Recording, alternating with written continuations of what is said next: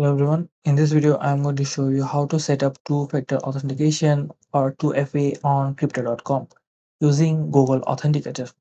So open your browser and go to crypto.com's website, and then or using the mobile app, go to your crypto.com wallet, and once you're logged in, click on the on your profile and then go to settings and then click security. Alright.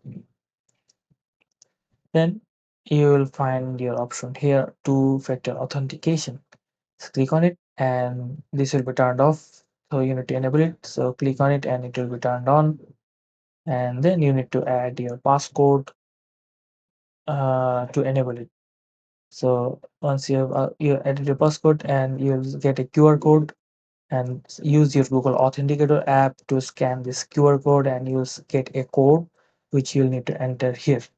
And then click continue, and it will be set up.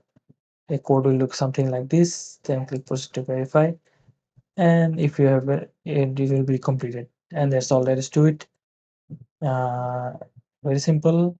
You need probably need to have two mobiles or one desktop and a mobile to scan the code from. Like you need your Google Authenticator on a mobile, then scan this code, a code like this, then copy it, then paste it on your crypto.com wallet or website. And that's all there is to it. And I'll see you in the next video.